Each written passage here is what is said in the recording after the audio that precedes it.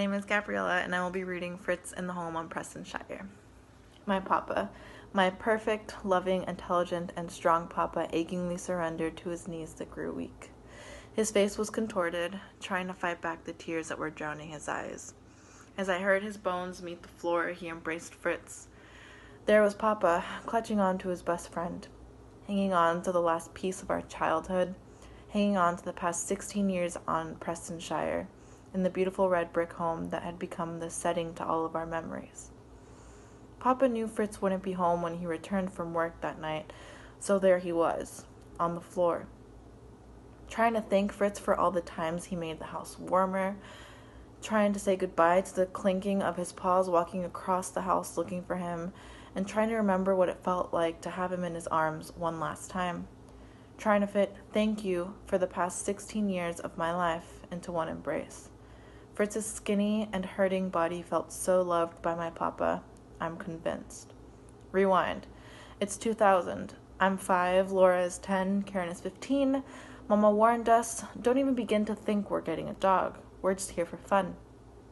But she stated this, of course, before getting out of the car and seeing 12 8-week-old English Springer Spaniel puppies frolic in the lush green yard.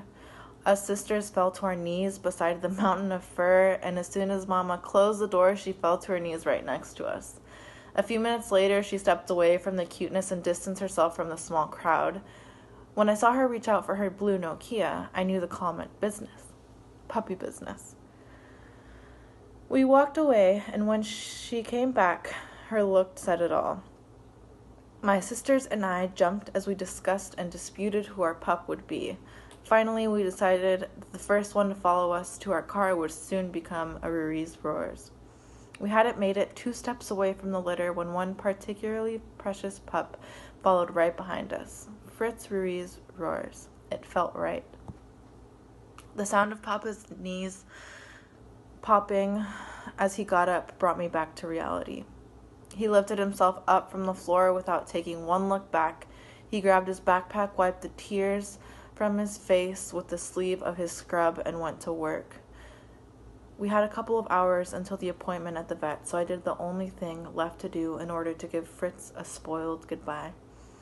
I made him a peanut butter sandwich with extra PB, fed it to him in pieces, taking the spot that my papa's body left warm while I watched the morning news. I drift into my thoughts and tune out the network commentators' endless political chatter. Thank you.